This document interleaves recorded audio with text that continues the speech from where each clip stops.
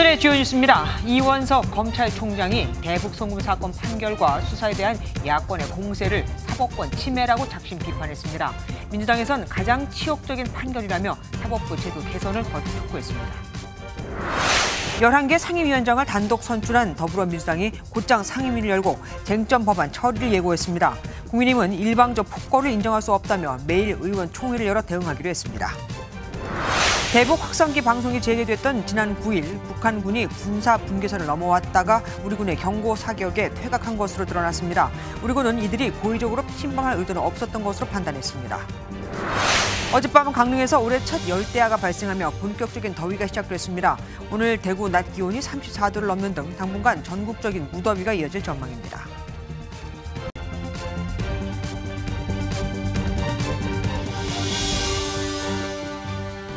이러다간 판사도 특검하고 탄핵하자는 말이 나오겠습니다. 이원석 검찰총장이 작심한 듯 쏟아낸 말입니다. 이화영 전 경기도 평화부지사가 쌍방울 대북 송금 의혹으로 1심에서 징역 9년 6개월을 선고받고 민주당 내에서 이 사건을 담당한 검사를 탄핵해야 한다는 말이 공공연히 나오자 그에 대해서 반박을 한 겁니다. 사실 이화영 전 부지사의 변호인이 법정에서 이재명 대표는 무죄라고 했을 정도로 민주당은 이번 재판에 관심이 컸죠. 하지만 재판부가 쌍방울 그룹이 송금하기로 했던 800만 달러 중 300만 달러가 당시 경기도지사였던 이재명 대표의 방북을 위한 비용이라고 봤고 검찰은 이 판결에 맞춰서 이 대표에 대한 기소를 검토한다니 민주당 더 마음이 급해졌을 겁니다. 그럼 다시 검찰총장 대 민주당의 구도가 짜여지는 걸까요? 첫 소식 현주 기자가 준비했습니다. 출근길 차량에서 내린 이원석 검찰총장의 낯빛은 어두웠습니다. 더불어민주당이 발의한 이화영 대북송금 진상규명 특검법에 대해 작심한 듯 날선 비판을 쏟아냈습니다.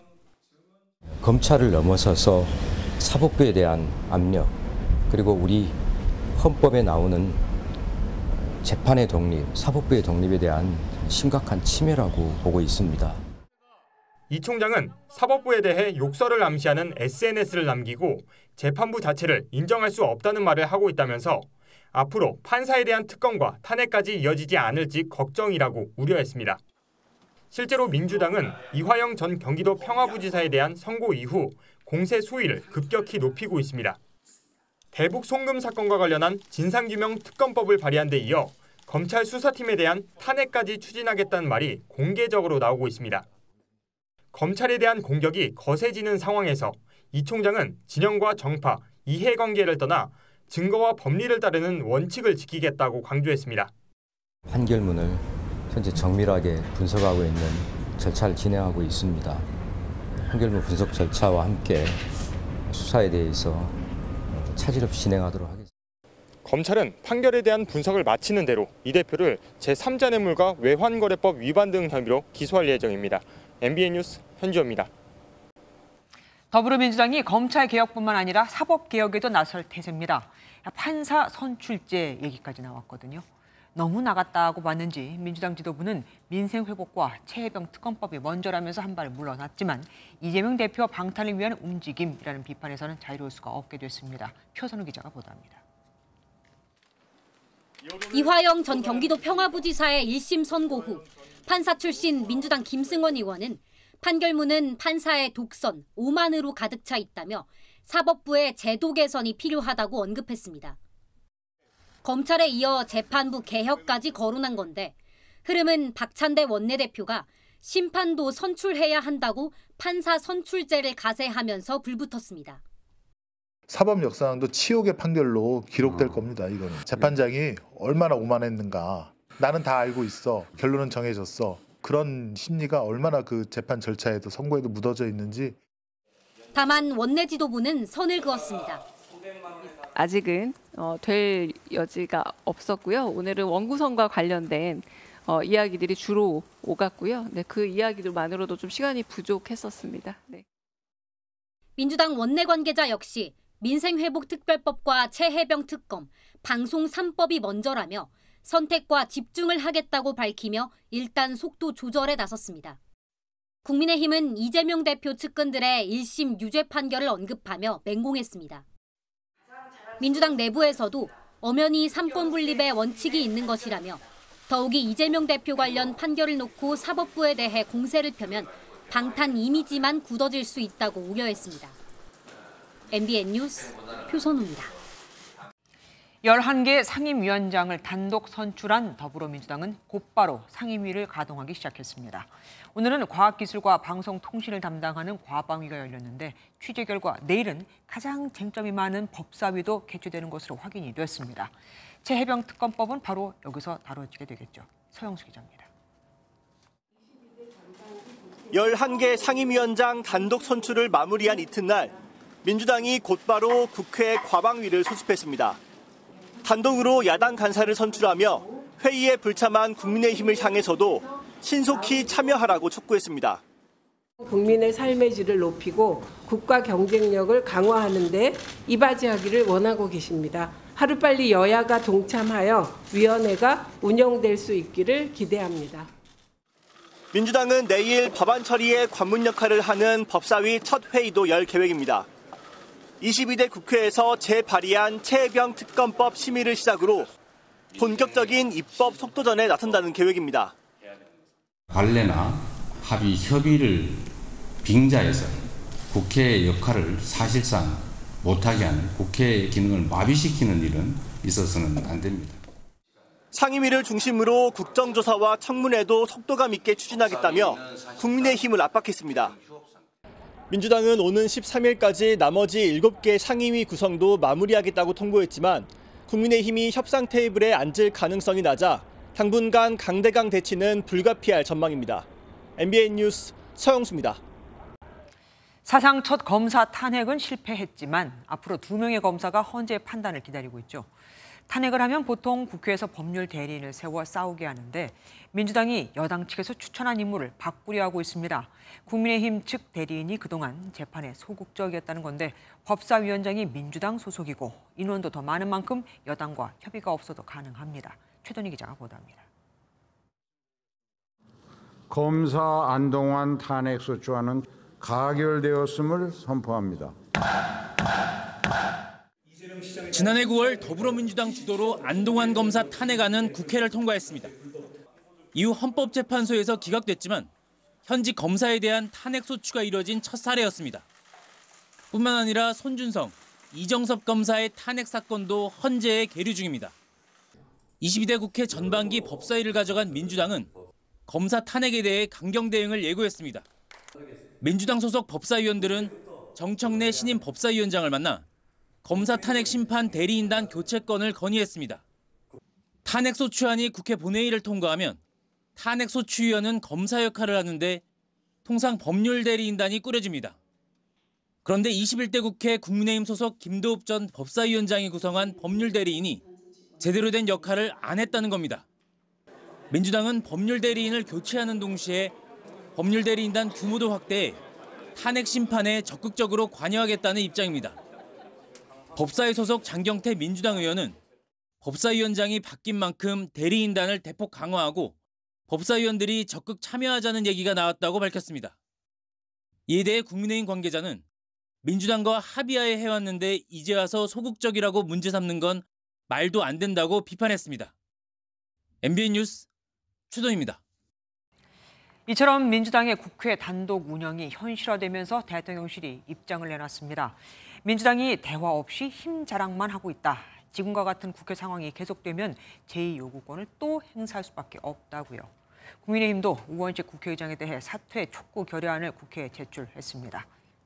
전정희 기자가 보도합니다. 대통령실은 더불어민주당이 헌정사상 초유의 국회의장단과 상임위원장 단독 선출을 강행한 점에 대해 강한 우려를 표했습니다. 대통령실 고위 관계자는 민주당이 대화와 타협을 외면하고 힘자랑 일변도의 국회 운영을 고집한다면 대통령 제2요구권 행사의 명분은 더욱 견고해질 것이라고 밝혔습니다. 그러면서 여야가 대화와 타협으로 어렵사리 확립한 국회의 관례와 전통은 어떤 면에서는 국회법보다 더 소중히 지켜야 할 가치라는 것이 등론이라고 강조했습니다. 거대 야당이 여야 합의 없이 쟁점 법안을 강행 처리하면 대통령의 제2요구권 행사가 불가피하다는 점을 분명히 한 것으로 풀이됩니다. 국민의힘은 우원식 국회의장이 편파적 의사 진행을 했다며 사퇴 촉구 결의안을 국회에 제출했습니다. 국회의장으로 선출된 지 6일 만으로 국회 역사상 최단기 국회의장 사퇴 촉구 결의안 발의입니다. 편파적인 의사 진행과 의사 일정 작성으로 중립 의무를 어겼으며 나아가 강제적으로 국회의원 상임위를 배정하는 등 국민의힘은 상임위 등 국회 일정을 전면 거부하는 한편 매일 의원총회를 열어 후속 조치를 논의하기로 했습니다. MBN 뉴스 전정인입니다. 최종 의결을 코앞에 둔 더불어민주당 당헌 당규 개정안을 두고 민주당 내부에서조차 여전히 반대 목소리가 나오고 있습니다. 이재명 대표를 위한 맞춤형 개정이라는 건데 당 지도부는 문제될 게 없다는 반응입니다. 정태훈 기자가 보도합니다. 민주당 지도부의 당헌 당규 개정 작업에 공개적으로 반기를 들었던 원조 친명계 김영진 의원이 다시 한번 목소리를 높였습니다. 좀 문제 제기를 했던 의원들이 다수의 의원들이 있었는데 그 의견이 전혀 반영되지 않은 형태에서 의결이 됐기 때문에 과연 이 의사결정 과정이 민주주의였나라는 의문이 있고. 무엇보다 당대표가 대선에 출마하려면 1년 전 사퇴해야 한다는 규정에 예외를 두기로 한 건 오해 살리를 자초한 거란 지적입니다. 굳이 안 건드려도 되는 조항을 그리고 민주당에서 가장 예민한 조항 중에 하나인 것을 굳이 왜 손을 대나. 이재명 대표에 맞서 싸울 유력한 대권 후보도 없어 보이는데. 그러자 당헌 당규 개정을 이끈 장경태 민주당 의원이 반박에 나섰습니다. 당권과 대권을 분리한 게 옳다. 그게 지고지수나 원칙입니까? 정당의 목표는 이 집권 가능성을 높여야 되고요.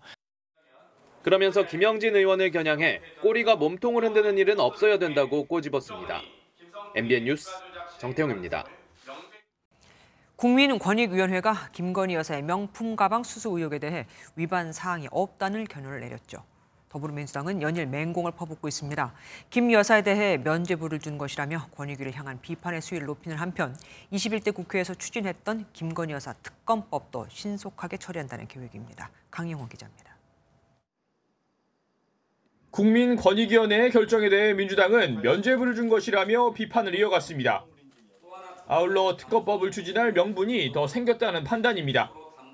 온 국민이 명품백 수수 현장을 똑똑히 지켜봤지만 처벌 조항이 없다면서 면책했습니다.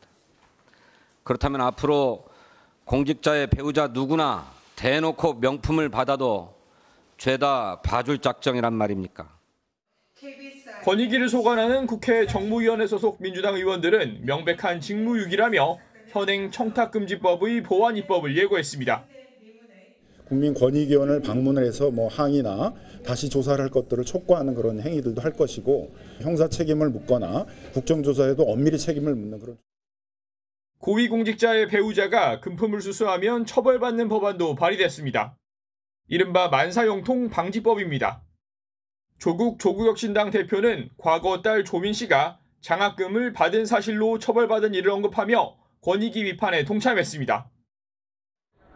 이번 권익위 언론에 따라 야권을 중심으로 한 김건희 여사 특검법 추진에 본격적인 속도가 붙을 것이란 전망이 나옵니다. MBN 뉴스 강영호입니다. 오고 가는 언제 매일 여의도는 전쟁 중 Talk to me.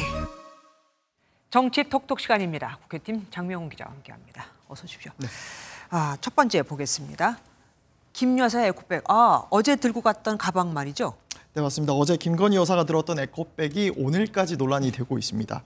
영상을 보시면 김 여사가 바이바이 플라스틱백이라고 적힌 에코백을 들고 있습니다. 네. 그런데 지금 이 시점에 왜 에코백이냐? 그 의도를 놓고 해석이 분분한데요. 지난해 리투아니아 순방 때도 같은 가방을 들었던 만큼 별다른 정치적 의도는 없었을 것이라는 시각이 있고요. 네. 일각에선 명품백 수수 의혹으로 국민적 지탄을 받는 상황이니 검소한 모습을 보여주려는 의도 아니냐 이런 해석도 있습니다. 그런데 참 공교롭습니다. 같은 날 권익위 결론이 나온 거잖아요. 네, 맞습니다. 참 공교롭다 외에는 표현할 말이 없는 것 같은데요. 권익위의 발표로 김 여사의 에코백 논란에 더 불이 붙는 모양새입니다. 누리꾼들은 권익위 결과를 이미 다 알고도 굳이 에코백을 들어서 국민을 조롱하는 것 아니냐는 격한 반응을 보이고 있습니다. 지금 와서 에코백 매신다고 받은 명품백이 사라집니까? 그러니까 이게 너무 국민의 수준을 좀 낮게 보고 있는 것이 아닌가. 뭐 의도에 어찌됐든 화를 더 부추긴 점도 뭐 없지 않아 있습니다. 다음 보겠습니다. 국감도 안 해보고 누가 누구한테 한 말입니까? 네, 국민의힘 배현진 의원이 이준석 개혁신당 의원을 직격한 겁니다. 여권에서 공세고리로 삼는 것이 김정숙 여사의 인도 방문 의혹인데 네. 가장 적극적인 의원이 바로 배 의원입니다. 이런 배 의원을 겨냥해서 이준석 의원은 무식한 돌격이라며 역풍을 경고했는데요. 배 의원도 참지 않았습니다. 우리 이제 이준석 의원님께서 이제 올해 등원을 하셨어요. 그래서 올 말에 국정감사를 한번 해보시면 이게 충분히 연말에 국정감사로 다 확인할 수 있는 사안이라는 걸 이제 배우시게 될 거예요. 뭐 이 얘기를 한 것 같은데 예전에도 두 사람 사이에 신경전이 있지 않았습니까? 맞습니다. 두 사람은 국민의힘 지도부 시절에도 공개적으로 충돌을 했었습니다. 네. 대표적으로 악수 패싱으로 불리는 이 장면이 두 사람의 관계를 단적으로 보여주는 모습이고요. 사사건건 충돌하면서 앙숙 관계가 됐습니다. 대표님께서 많이 유출을 하시지 발언권을 득하고 않았습니까? 말씀하세요. 스스로도. 특정인이 참석했을 때 유출이 많이 된다는 예언까지 나오고 있기 때문에 저는 더 이상 이 상황을 묵고할 수 없고. 네, 두 사람의 기싸움이 22대 국회에서도 이어지는 모습입니다. 예, 다음 보겠습니다. 황교안 전 총리네요. 네, 그렇습니다. 22대 총선에서 부정선거를 막겠다며 한 유튜버가 사전투표소와 개표소에 카메라를 설치했다가 붙잡힌 사건 기억하시죠? 예, 그럼요. 네, 그 사건의 공동 변호인으로 황 전 총리가 선임됐다고 합니다. 왜 하필이면 황교안 전 총리를 지목한 겁니까? 황 전 총리는 21대 총선부터 줄곧 부정선거 의혹을 제기해 왔는데요. 네. 이번 선거 때도 민주당이 예측한 사전투표율 31.3%와 실제 수치가 딱 맞았을 때도 부정선거의 세팅값이라고 의혹을 제기한 바 있는데요. 자신의 주장에 동조하는 해당 유튜버를 적극 변호하겠다는 의도로 보입니다. 네. 황 전 총리는 나라를 위해 그리고 한 주권자를 위해 무료 변론에 나섰다고 밝혔습니다. 네, 여기까지 듣겠습니다. 장명훈 기자와 함께했습니다. 고맙습니다. 검찰이 문재인 전 대통령의 부인인 김정숙 여사의 인도 외유성 방문 의혹에 대한 수사에 착수했습니다. 혐의는 국고 손실, 업무상 횡령과 배임, 직권 남용 등입니다. 이혁재 기자입니다. 문재인 전 대통령의 부인 김정숙 여사가 고발된 건 지난해 12월이었습니다. 김 여사가 지난 2018년 인도를 순방한 게 사실은 여행이 목적이었고 위법하게 대통령 전용기까지 이용했다며 고발된 겁니다. 검찰은 해당 사건을 서울중앙지검 형사 1부에 배당했지만 5개월 넘게 수사 진척이 없었습니다. 잠잠하던 이 사건은 최근 문 전 대통령이 회고록을 통해 김 여사의 인도 순방을 언급하면서 재점화됐습니다. 문 전 대통령이 인도 정부의 초청에 의한 공식적인 외교 활동이라며 의혹을 사실상 반박하자 여당에서는 특검 필요성까지 거론했습니다. 검찰은 해당 사건을 중앙지검 형사 2부로 재배당하고 수사에 나섰습니다. 김건희 여사의 명품 가방 수수 의혹을 수사하고 있는 형사 1부의 부담을 줄여준 것으로 보입니다.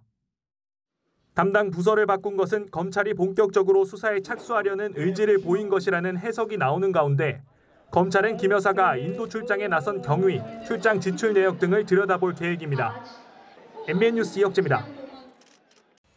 정부가 대북 확성기 방송을 재개했던 지난 9일 공교롭게도 북한군이 군사 분계선을 넘은 것으로 확인됐습니다. 군사 분계선에는 일반인의 통영과 달리 남북을 가르는 철조망이 없는 만큼 우리 군은 단순한 실수로 보고 있습니다. 하지만 시기가 시기죠. 긴장감을 높이려는 건 아닌지 또 다른 도발을 위한 사전 작업은 아닌지 우려도 큽니다. 강재묵 기자가 취재했습니다. 북한군이 중부전선 비무장지대에서 군사분계선을 넘은 사실이 뒤늦게 공개됐습니다. 합동참모본부는 그제 낮 12시 30분쯤 비무장지대에서 작업을 하던 북한군 일부가 군사분계선을 약 50m 침범했었다고 밝혔습니다. 군사분계선을 넘은 북한군은 약 20명으로 경고방송과 경고사격이 이뤄진 뒤 즉시 북쪽으로 돌아갔습니다. 북한군이 즉각 북상한 것 외에는 현재까지 특이 동향은 없습니다. 동향을 면밀하게 감시하면서 작전 수행 절차에 의거 필요한 조치를. 군은 북한군 여러 명이 곡괭이와 같은 도구를 지참하고 있었던 것으로 보아 작업 중 길을 잃은 것으로 판단해 침범할 의도는 없던 것으로 판단했습니다. 또 당시 비무장지대는 수풀이 우거져 있어 군사분계선이 잘 보이지 않는 상태였다고 설명했습니다. 다만 북한군 중 일부는 무장 상태였던 것으로 전해졌습니다. 우리 군은 북한군이 군사분계선에 다가오기 전부터 상황을 관측하고 있었다고 설명했습니다. 군이 북한군의 침범 사실을 이틀이 지나 공개한 것을 두고선 남북 사이 긴장감이 고조되는 것을 피하기 위한 것이라는 분석이 나옵니다. 대응은 단호하고 즉각적으로 하되 메시지 전달 측면에서는 다소 숨고르기를 하면서 상황을 확전으로 몰고 가지 않으려는. 북한군이 군사분계선을 침범한 지난 9일은 우리 군이 대북 확성기 방송을 재개한 날입니다. 서로 무관하지 않을 수 있다는 관측 속에 우리 군도 동향을 주시하고 있습니다. MBN 뉴스 강재명입니다. 북한은 탈북자 단체가 보내는 대북 전단이나 우리 군의 확성기 방송에 왜 그렇게 민감한 걸까요?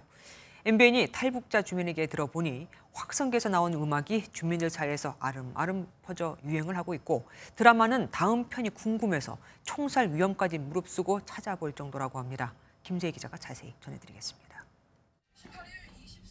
한 북한 이탈 주민은 주민들이 대북 확성기로 접한 트로트 노래들을 즐겨 부를 정도라고 증언했습니다.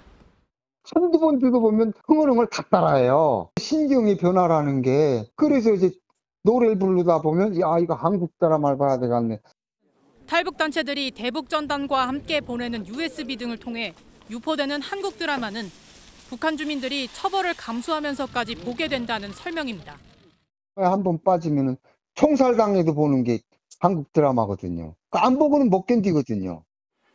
특히 북한 MZ세대인 장마당 세대는 한국 등 외부 세계에 대한 갈망이 큽니다. 북한이랑 외부 세계랑 너무 다른데라는 인식을 가지게 되는 것 같고요. 탈북민 중에는 어떤 분들은 아이돌이 보고 싶어서 왔다라는 분들도 있거든요. 전문가들은 장마당 세대가 외부 정보에 대한 북한 정부의 통제에 반감을 갖고 있는 만큼 대북 확성기나 대북 전단으로 인한 동요가 클 것이라고 전망했습니다. MBN 뉴스 김세희입니다. 중국과 북한은 혈맹, 피로써 굳은 맹세를 하는 관계로 불리죠. 올해는 두 나라가 수교한 지 75주년인 만큼 더 밀착할 것으로 예상이 됐는데 김정은 위원장과 시진핑 국가주석의 발자국을 본따 만든 동판을 중국이 아스팔트 콘크리트로 덮어버렸습니다. 외교가에는 북한도 중국에 불만이 많고 중국도 마찬가지라는 설이 파다합니다. 이성식 기자가 보도합니다. 김정은 북한 국무위원장이 중국 다롄을 방문해 시진핑 중국 국가주석의 두 손을 잡습니다. 이어 해변가를 산책하며 대화를 나눈 것을 기념하기 위해 두 정상의 발자국을 본따 동판까지 제작했습니다. 두 나라 최고領도자들께서는 한 달여 만에 또다시 만난 기쁨과 반감을 금치 못하시며 뜨거운 인사를 나누시었습니다. 하지만 언론에 보도된 사진을 보면 최근 두 사람의 발자국 동판이 있던 자리는 아스팔트 콘크리트로 덮은 흔적만 남아 있습니다. 푸틴 러시아 대통령이 이르면 이달 안에 방북할 것으로 예상되는 등 북한과 러시아가 밀월 관계를 이어가는 데 대해 중국이 견제에 나선 것이란 분석이 나옵니다. 올해 북한과 중국이 수교 75주년을 맞아 지난 4월 중국 공산당 서열 3위 자오러지 전인대 상무위원장이 북한을 방문했지만 양국 관계 회복은 예상보다 더딥니다. 북한으로서는 중국 고유지에 방문하면서 교역 확대 같은 선물 보따리를 기대했을 텐데 막상 뚜껑을 열어보니까 별게 없어서 실망했다고 봐야 되겠죠. 지난달 말 서울에서 열린 한일중 정상회의 공동성명에서 한반도 비핵화가 거론되자 북한이 즉각 이를 비판하는 담화를 발표한 것도 이례적이었다는 평가입니다. MBN 뉴스 이성식입니다. 인천공항에선 출발하려던 항공기가 줄줄이 지연되는 사태가 발생했습니다. 미국 아틀라스 항공 화물기가 활주로에 착륙하다가 타이어가 터진 건데 바퀴 휠이 활주로에 박히면서 사고 처리에만 12시간이 넘게 걸렸습니다. 이승훈 기자가 취재했습니다. 활주로 한가운데 비행기 한 대가 덩그러니 서 있습니다. 기체 밑에서는 바퀴를 교체하는 작업이 한창입니다. 오늘 오전 7시쯤 미국 아틀라스 항공 화물기가 인천국제공항에 착륙하던 중 타이어와 랜딩 기어가 파손돼 활주로에 멈춰선 겁니다. 이 화물기는 사고 2시간 전 인천공항에서 이륙했는데 이 과정에서 바퀴 부품으로 추정되는 파편이 떨어져 회항하다 사고가 났습니다. 인명피해는 없었지만 사고 처리가 지연되면서 화물기가 멈춰선 제1활주로는 12시간 넘게 마비됐습니다. 무게가 있는 항공기다 보니까 타이어 안쪽에 있는 휠이 지금 활주로에 박혀있는 상태가 돼버렸습니다. 이거를 다시 들어 올린 다음에 타이어를 교체를 해야 되는데 그게 지금 난관이. 공사가 진행 중인 제2활주로까지 4개 중 2개의 활주로가 막히면서 출발을 기다리던 항공편이 줄줄이 지연됐습니다. 실제 출발편 여객기가 1시간 반에서 2시간 가까이 지연되면서 공항은 항공편을 기다리는 시민들로 붐볐습니다. 카톡으로 안내 문자 받아가지고 1시간 정도 딜레이 된다고. 그래서 어떻게 뭘 할지 잘 모르겠는데. 활주로 재개가 늦어지면서 운항 정상화까지는 시간이 걸릴 것으로 예상됩니다. MBN 뉴스 이승훈입니다. 홀로 노모를 부양하던 40대 아들이 운전 중 갑자기 쓰러진 가로수에 맞아 숨졌습니다. 처음에는 운이 없는 단순 사고인가 했는데 법정에서 인재였던 게 드러났습니다. 우정환 기자가 단독 취재했습니다. 주행 중인 차량 앞으로 보이는 가로수가 점점 기울어지더니 결국 차량을 덮칩니다. 시민들이 달려와 운전자를 구하려 시도하지만 쉽지 않습니다. 이 사고로 머리를 심하게 다친 40대 남성 운전자 A씨는 치료를 받다가 결국 숨졌습니다. 처음에는 사고 직전 한 택배 차량이 나무에 부딪힌 사실이 드러나면서 단순 사고로 보였지만 A씨 유족이 성북구청을 상대로 낸 소송에서 새로운 사실이 드러났습니다. 나무가 쓰러질 위험이 있다는 걸 구청이 미리 알고도 조치를 안 했던 겁니다. 쓰러졌던 나무가 있던 자리에는 지금은 밑동까지 제거한 채 보도블럭으로 덮어놓은 상태인데요. 사고 이전부터 이미 나무가 쓰러질 것 같다는 민원이 여러 차례 제기되고 있었습니다. 사고 이틀 전에도 민원이 들어왔는데 구청은 문제가 없다며 내버려뒀습니다. 하지만 며칠 사이 시내버스 블랙박스에 찍힌 나무는 급격히 기울어지는 게 보일 정도로 위험한 상태였습니다.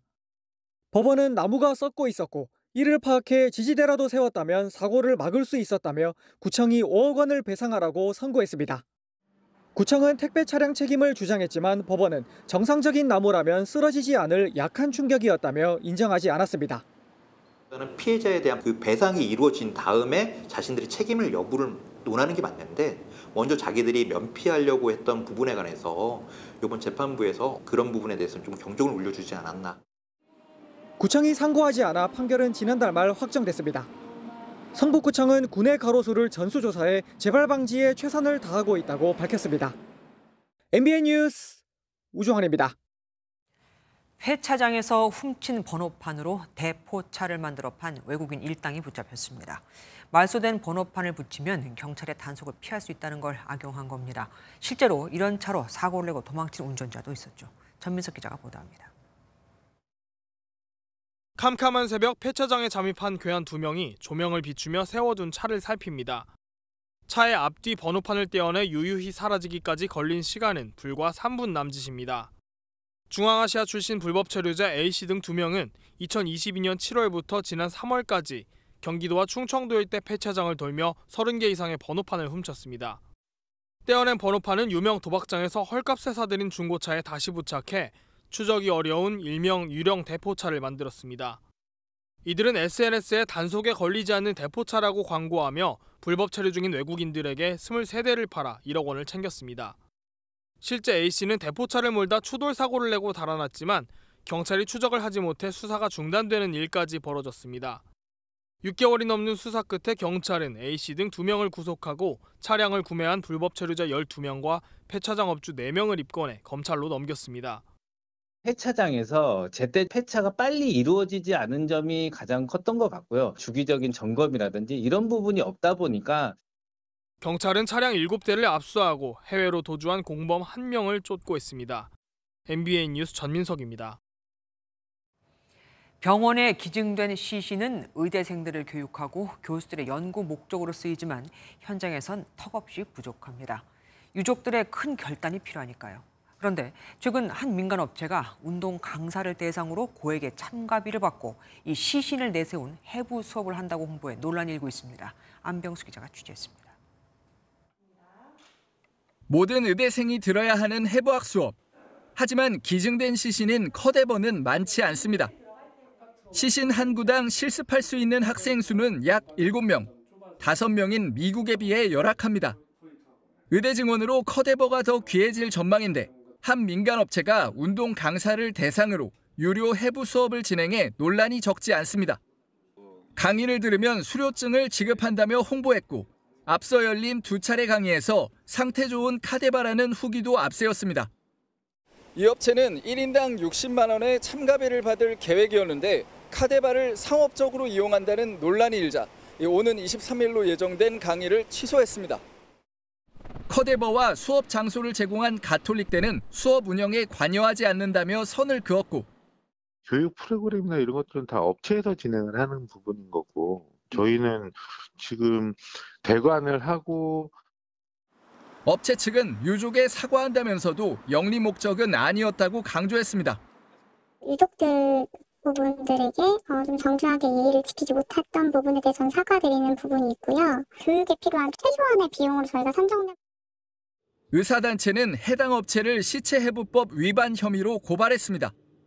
관련법에 따라 비의료인은 시신을 직접 해부할 수 없는데 이를 어긴 정황이 있다는 주장입니다. 직접 해부를 했냐 안 했냐 이런 부분에 대해서 법률적인 부분에서 따진 것이고요. 기증하시는 분들이 이제 기증할 그런 의사를 좀 잃어버리실 것 같기도 하고. 복지부는 해당 강의가 위법하다는 정황은 발견되지 않았다면서도 가톨릭대 등을 대상으로 진상조사에 착수했습니다. MBN 뉴스 안병수입니다. 학교나 직장에서 성범죄가 발생하면 피해자와 가해자를 분리하는 건 기본이죠. 그런데 성범죄를 저지르던 사람이 나와 같은 아파트, 같은 동, 같은 라인에 살고 있으면 어떨까요? 피해자를 보호할 법과 제도가 수십 년째 제자리에 멈춘 사이 미성년 성범죄 피해자들의 2차 피해는 반복되고 있습니다. 박혜빈 기자가 보도합니다. 지난해 8월 초등학생 A양은 같은 아파트에 사는 고등학생 B군으로부터 잠깐 도와달라는 말을 듣고 아파트 지하 1층으로 따라갔습니다. 비상계단 쪽으로 이제 유인을 해서 꺼내줄 테니까 만져달라고 요구를 해서 저희 아이가 너무 놀라서 싫다고 얘기를 했고 소년 재판에 넘겨진 B군이 보호 처분을 받으면서 해당 아파트에서 계속 살게 됐고 피해자들만 불안에 떨고 있습니다.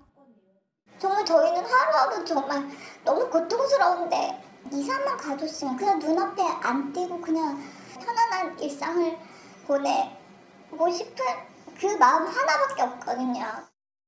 2004년 밀양 집단 성폭행 사건도 당시 고등학생 가해자 44명 전원이 보호 처분 등의 이유로 형사처벌을 받지 않아 20년 동안 평범한 삶을 누렸고 반면 피해자는 여전히 악몽 속에 살고 있습니다. 최근에는 일부 유튜버들이 가해자들의 신상을 공개하면서 피해자가 되레 2차 피해에 노출된 상황입니다. 미성년 성범죄 피해자들의 2차 피해를 막기 위해 검사가 별도로 접근 금지 명령을 청구할 수 있지만 최종 판결 전까지 공백이 불가피하다는 맹점은 여전합니다. 소년 재판은 가해자의 장래에 영향을 미칠 수 있다는 이유로 피해자에게조차 비공개로 진행돼 재판 일정은 물론 결과도 알 수 없는 실정입니다. 피해자가 얼마나 많은 피해를 입고 힘든지 이러한 의견이 전달이 되지 않고 가해자의 이야기만 듣다 보니까 결국에는 가해자에게 유리한 판결이 내려.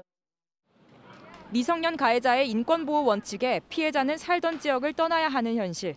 좀 더 세밀한 대책이 시급해 보입니다. MBN 뉴스 박혜빈입니다. 임현택 대한의사협회 회장이 구토 환자에게 그 어떤 약도 처방하지 말라며 교도소에 갈 만큼 위험을 무릅쓸, 그러니까 중요한 환자는 없다는 발언을 내놨습니다. 의사가 업무상 과실치상 혐의로 1심에 이어 항소심에서 유죄 판결을 받은 사건을 두고 연일 비난하고 있는 건데 그래도 수위가 도를 넘었다는 지적이 나옵니다. 이러면 여론만 더 나빠질 거라 이거죠. 신용수 기자입니다. 앞으로 병의원에 오는 모든 구토 환자에게 어떤 약도 쓰지 말라. 임현택 대한의사협회 회장이 자신의 SNS에 남긴 말입니다.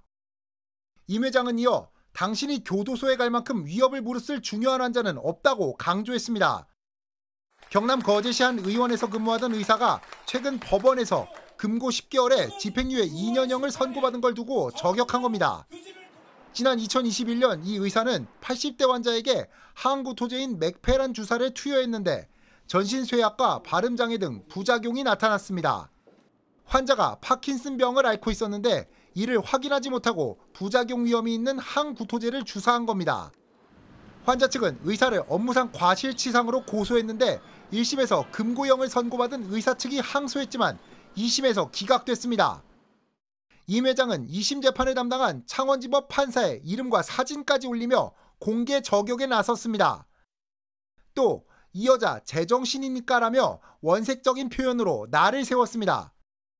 창원지법은 이에 대해 유감을 표명했습니다.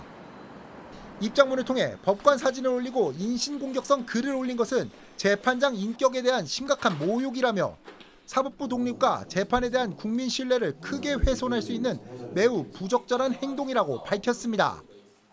MBN 뉴스 신용수입니다. 오늘도 더우셨죠? 강원 동해안에선 밤에도 열기가 식지 않고 있습니다. 지난해보다 일찍 열대야까지 나타났다고 하네요. 강릉 경포 해변에 취재기자 나가 있습니다. 장진철 기자, 보기에는 시원해 보이는데 더위는 어떻습니까?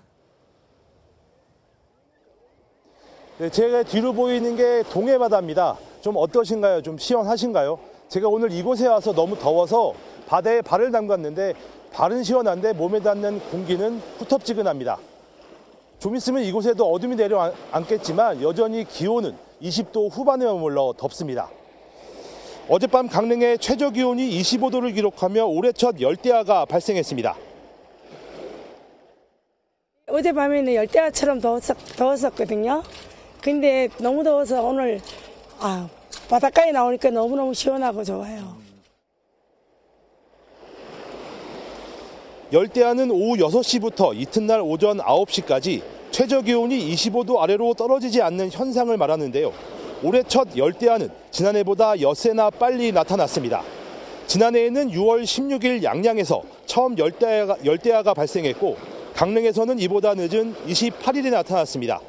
오늘 강릉의 한낮 최고 기온은 33.9도를 기록했는데요. 28도를 보였던 어제보다 높아 오늘 밤에도 열대야가 발생할 것으로 기상청은 예상했습니다.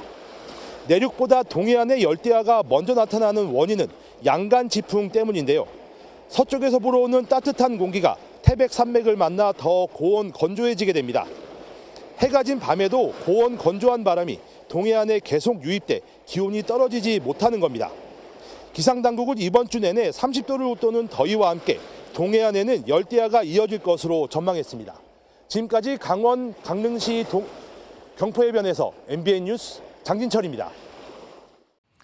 오존은 오염물질이 태양 에너지를 받아 발생하는 만큼 요즘처럼 맑고 더운 날에 더 심해집니다. 특히 수도권은 오존 수치가 꾸준히 높게 나타나고 있는데 고농도 오존은 마스크로도 걸러지질 않는다고 합니다.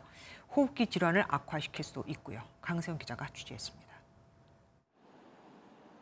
시민들이 자외선을 피하려고 양산을 쓰고 걸어갑니다. 건널목에서 신호를 기다릴 땐 약속한 듯이 그늘막 아래로 모입니다.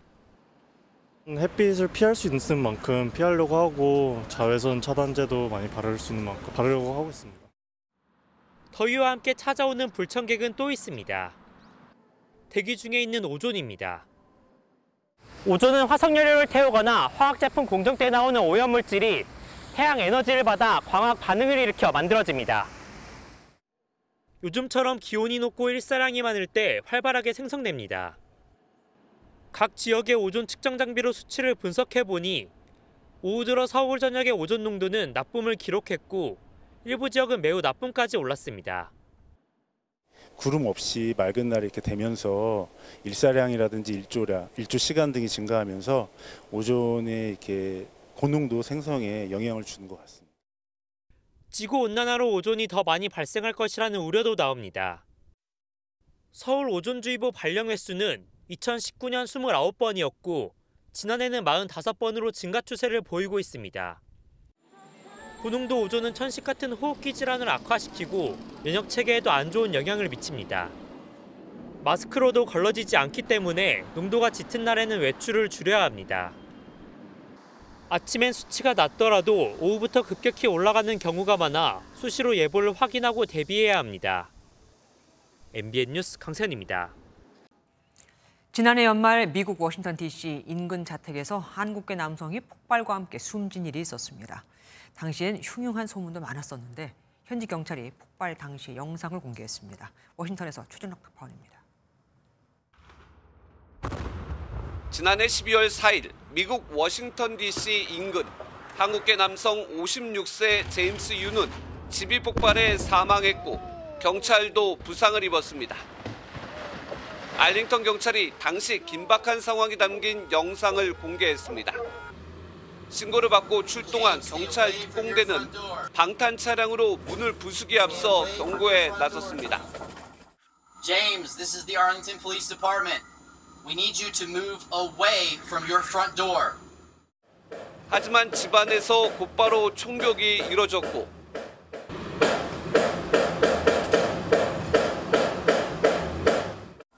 얼마 안 지나 엄청난 굉음과 함께 폭발이 발생했습니다.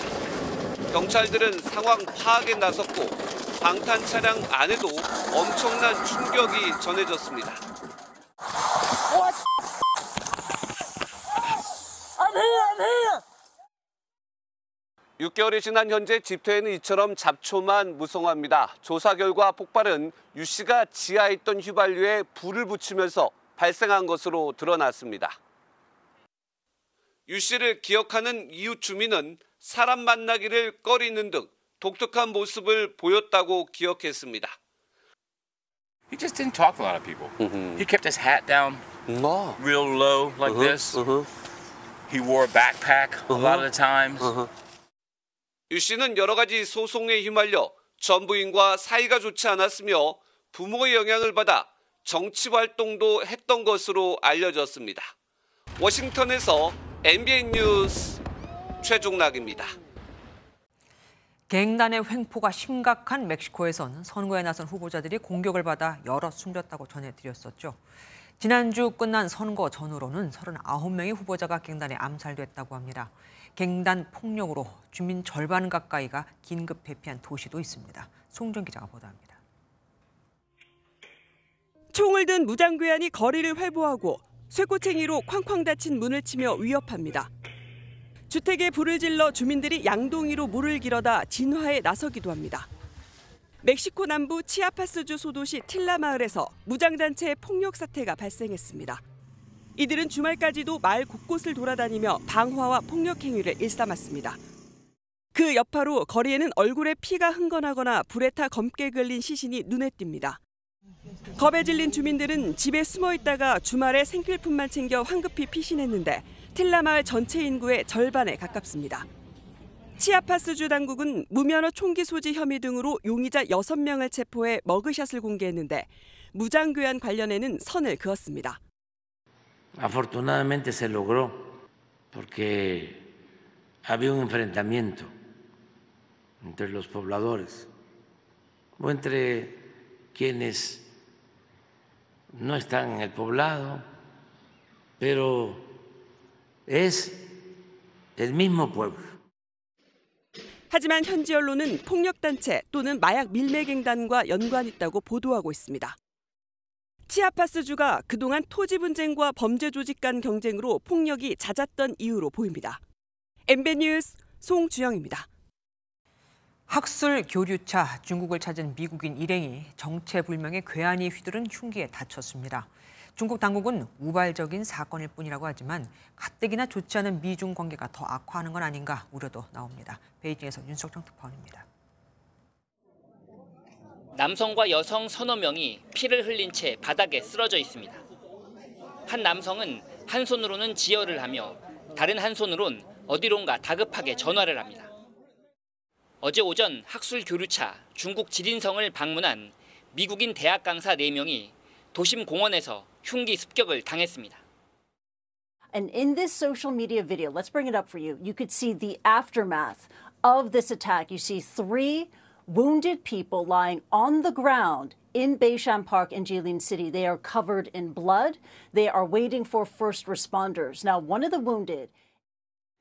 중국 공안 당국은 사건 발생 직후 용의자를 특정해 쫓고 있습니다. 중국 외교부도 우발적인 사건일 뿐이라며 미중 교류에 영향을 미치지 않을 것이라고 서둘러 진화에 나섰습니다. 반면 미국 국무부는 성명에서 보도를 통해 해당 사건을 인지하고 있다며 상황을 예의주시하고 있다고 밝혔습니다. 일각에서는 중국 당국이 이번 사건을 어떻게 처리하느냐에 따라 미중 간 외교 갈등으로 비화할 가능성이 제기되고 있습니다. 또 지난해 11월 열린 미중 정상회담 이후 미국과의 인적 교류를 확대하려는 시진핑 주석의 계획이 차질을 빚을 수 있다는 관측도 나옵니다. 베이징에서 MBN 뉴스 윤석정입니다. 오스트리아로 향하던 여객기가 야구공만한 우박에 맞아 유리창이 박살나는 등 크게 손상됐습니다. 우박이 시속 160km 속도로 떨어졌다니 말 다 했죠. 최희지 기자가 보도합니다. 비행기 앞쪽 덮개가 깨져 떨어져 나갔고 조정석 창문 2개는 안이 보이지 않을 정도로 산산조각 났습니다.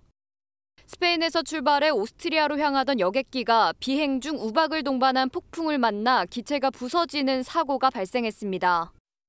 야구공만한 우박들이 시속 약 160km로 떨어졌고 기체와 그대로 부딪혔습니다.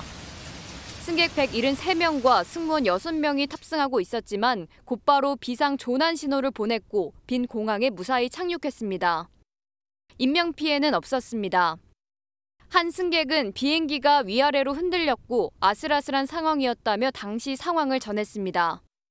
우박을 만들어낸 것은 정란운으로 정란운은 수직으로 발달해 번개나 난기류 등을 동반합니다.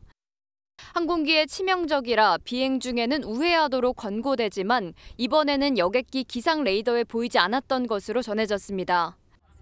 약 3주 전에도 비행 중 난기류를 만나 86명의 사상자가 발생하는 등 지구온난화로 인한 비행 중 사고가 늘고 있습니다. MBN 뉴스 최희지입니다. 삼겹살에 소주 한 잔. 고된 하루 일과를 마친 서민들의 몸과 마음을 달래주는 음식이죠. 그런데 식당에서 파는 삼겹살 200g, 그러니까 1인분 가격이 심리적 저항선인 2만 원을 넘었습니다. 2만 원이 안 넘게 하려고 1인분 양을 줄인 곳도 있고요. 정혜린 기자가 다녀왔습니다. 뜨거운 불판 위에서 삼겹살이 맛있게 익어가고 있습니다. 서민들의 추억과 애환이 서린 삼겹살. 그런데 식당 주인은 고민이 깊습니다. 돼지 가격이 계속 오르고 있고 인건비도 너무 부담스럽고 월세도 지금 많이 오르고 있는 상황인데 이런 상태로는 이 가격을 유지하기가 굉장히 어렵고 이처럼 재료값과 각종 부대 비용이 꾸준히 오르면서 식당에서 파는 삼겹살 200g 기준 1인분 가격이 처음으로 2만 원을 돌파했습니다. 지난달 서울 지역 식당의 삼겹살 1인분 가격은 2만 83원을 기록했는데요. 한 달 만에 102원 올랐고 3년 전보다는 3,500원 뛰었습니다. 시민들은 편하게 삼겹살에 소주 한잔 하기도 부담스러워졌다는 반응입니다. 16,000원 정도 생각하고 있었는데 2만 원이라고 하면은 그래도 조금 비싼 느낌이 있네요. 아무래도 다른 선택지들이 있기 때문에 꼭 삼겹살이 아니어도 삼겹살뿐 아니라 김밥과 자장면, 비빔밥, 김치찌개 백반 등 대표 외식 메뉴 5개의 가격도 지난달 줄줄이 오른 것으로 집계됐습니다. 삼겹살에 소주 한 잔을 더는 쉽게 권할 수 없는 시대. 계속해 오르는 물가에 소비자의 고민도 깊어질 전망입니다. MBN 뉴스 정혜린입니다.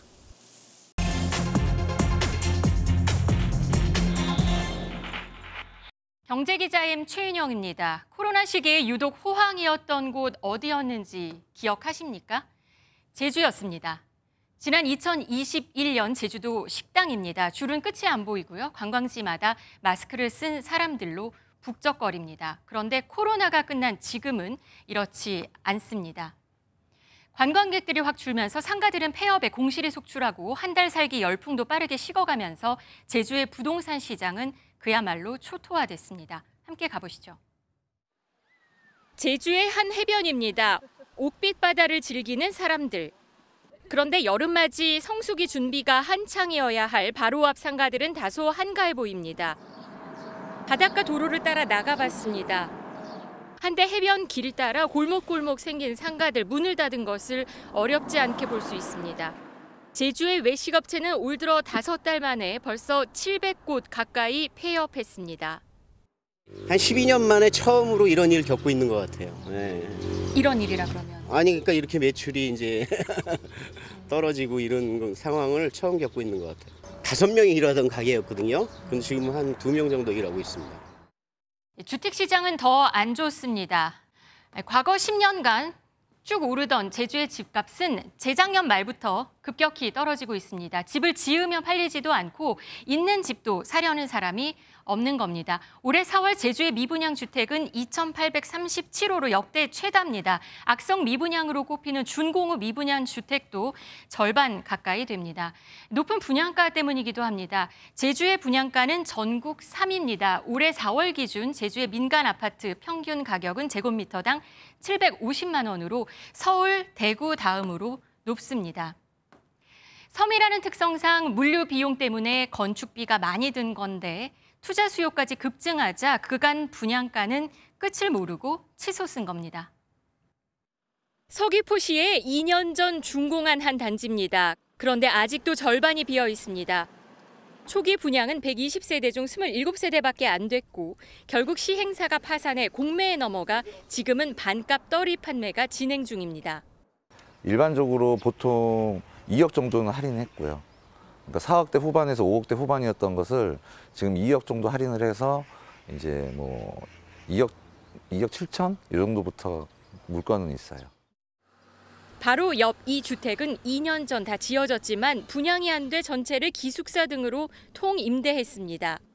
제주시의 이 단지는 안 팔리자 분양금을 암호화폐로 결제할 수 있게 하고 계약 전 한 달 살아보기로 손님 끌기에 나섰습니다. 분양 시장이 너무 얼어붙어 있다 보니 중국인 등 해외 유입 인구를 겨냥해서 암호화폐 등을 도입했고요. 제주도 한 달 살기 해서 들한테 살아보고 결정하시라는 그런 파격적인 분양 마케팅을 제공하고 있습니다. 지난해 제주 인구는 14년 만에 순유출로 돌아섰습니다. 그나마 최근 외국인 관광객이 늘어나면서 제주 관광시장에는 기대감이 돌기 시작했지만 부동산 시장 회복까지는 갈 길이 다소 멀어 보입니다. 지금까지 경제기자 M입니다. 곧 날아다니는 무인 에어택시 시대가 온다고 하죠. 그 전 단계인 이른바 헬기 택시가 먼저 운행에 들어갑니다. 서울 잠실에서 인천공항까지 20분 만에 갈 수 있다는데 비용은 한 명 편도에 44만 원입니다. 이승민 기자가 에어택시에 타봤습니다.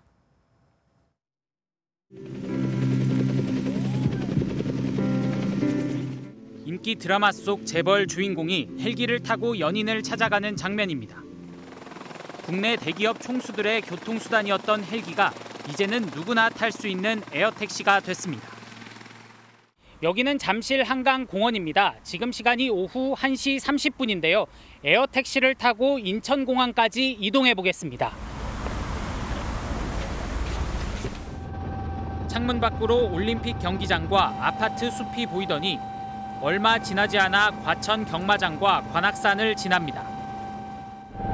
에어택시 내부입니다. 한 번에 최대 12명의 승객을 태울 수 있는데요.